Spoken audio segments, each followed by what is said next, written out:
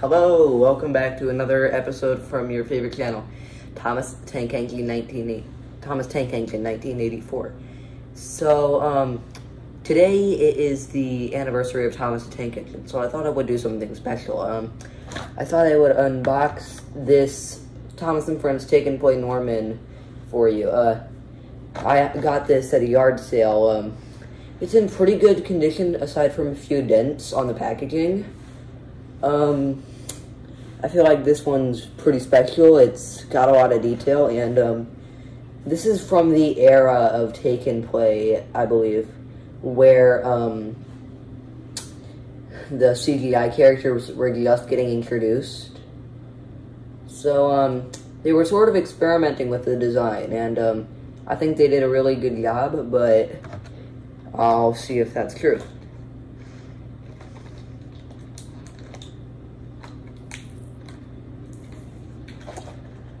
Okay, so while I'm opening the packaging, I feel like I gotta keep you guys engaged. So, I'll tell you a quick story. Did you know that Norman and Dennis cannot exist together? Because only one of their bases was built, but they're two of the same thing. Okay, anyway, here it is, and it's actually looking pretty good. The face is pretty spot on. That unibrow is looking good.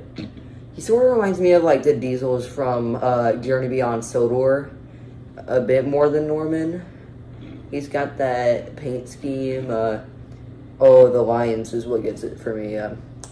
So on this one, the lines on this side are pretty good, but on this side they sort of turned out like a bit jagged. So that's kind of odd. I also need to talk about the back. They added, like, I believe these are exhaust fans and, like, an oil canister on the back of there. Rail fans, please tell me in the comments if that's correct or not. Okay, if comments are turned on. Anyway, so this model is honestly pretty good. You can see, like, all of the detailing there. It's a good addition to my collection. This is probably the first video where I've shown most of the collection here. We've got the little demon from the first video here. You guys might have been wondering about this. This was a special custom-made British Golden Bear Thomas. You see, an English dude on eBay made like a super detailed Golden Bear Thomas. We won the bid, so it got shipped to our house. And honestly, that was pretty cool because the Golden Bear characters, while they aren't bad, the detailing is not there. It's absent. Didn't go to school. Okay. Anyway, I really like this stack right here. It looks a lot like a Diesel, and it honestly reminds me like if Trackmaster and Wooden Railway had a baby. It's honestly really like that. The model's design is also just really on point with the character, like the front, the back, the wheels. Everything about it. So I'm gonna read the bottle. Made in China.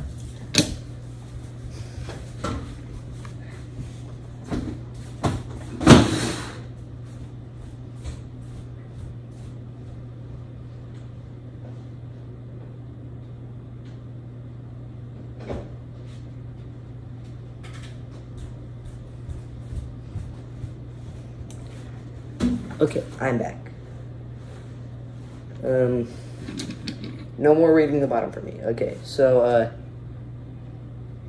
anyway,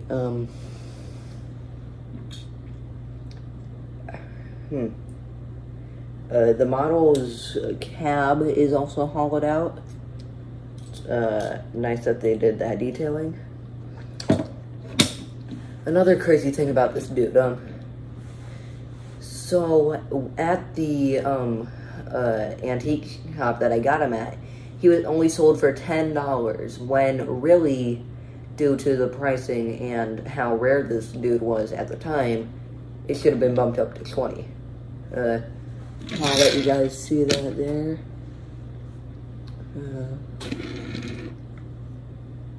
There too, you can see like the jagged paint lines I mentioned earlier, some magnets, the detailing on the front, back, sides.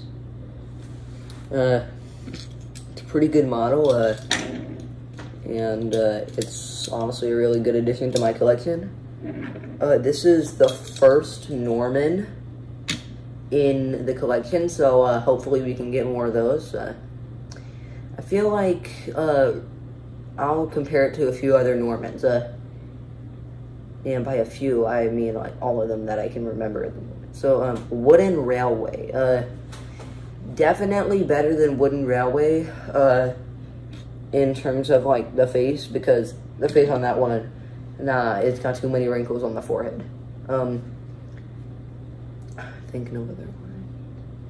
I think it was like made in Trackmaster, but I'm not sure about that. I'd have to check that, but overall, out of all the Norman merchandise, this one is probably the best, because we all know how the Sharon Miller era was. It was very mediocre and didn't really fit with the rest of Thomas the Tank Engine. But this model is probably one of the best things to come out of the era. If this thing was sold for scrap, it would sell like absolute fire. It's got good detailing. Like, I swear, if I threw this into like a smelter, it would not just sizzle, it would just make gold. Because this model is just really good. Just look at the front. He does kind of look like a lemon, but it's okay because all of the detailing makes up for that. And for the most part, this model is pretty good. On a scale of 1 to 10, I'd rate it about like an 8 or 7.5 is probably what I'll give it as its final rating. This has been the pilot episode for a new type of series that I'm trying to test out. I'm thinking of adding more content to the channel recently, since I haven't been active since New Year. So I'm hoping to get more content out soon, make some fun things for you to enjoy.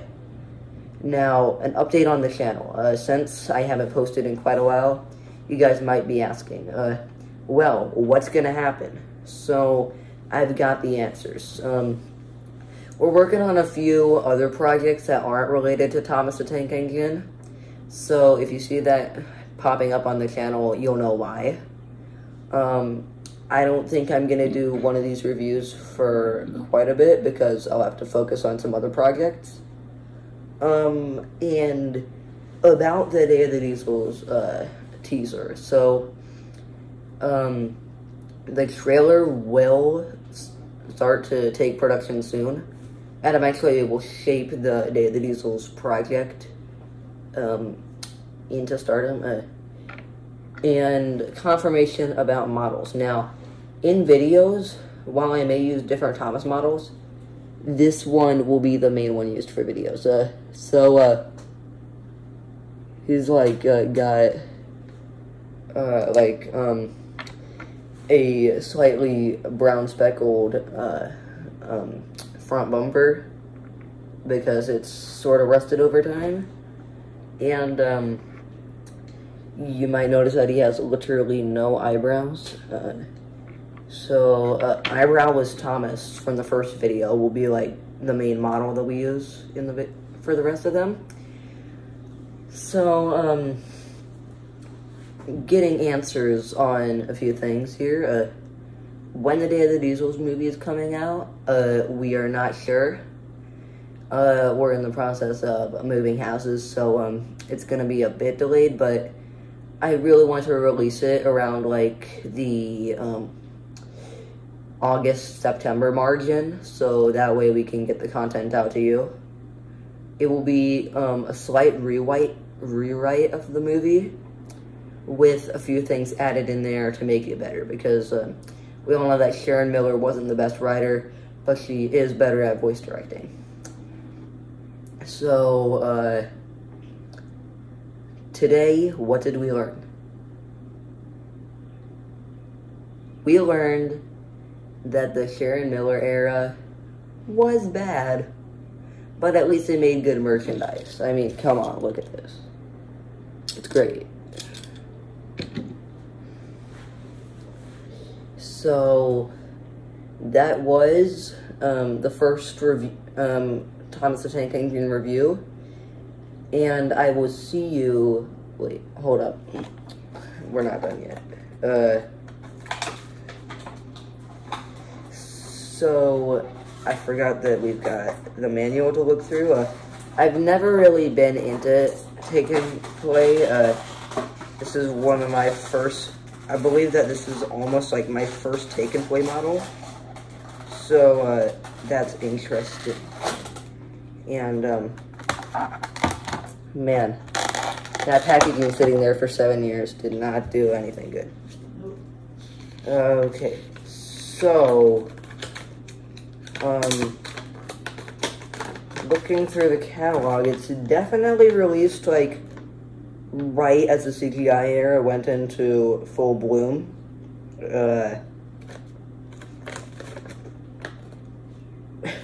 Oh, this is my favorite part. It goes, Thomas, Percy, Peter, Sam, Whiff, Toby, Renee, Sir Handel, Dash, Bash, Scruff. You know, the order that you're supposed to go in. Then it goes Scarloey, Dennis, Salty, Den, Diesel, Fearless, Freddy, Charlie, Norman, Paxton, Rusty. You know, the order that you're supposed to go in.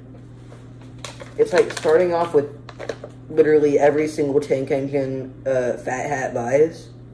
Then it starts with the Tenor engines, which there are very few of. Then it just jumps straight to road vehicles. Yeah, if you looked up cluster in the dictionary, this is what you'd find.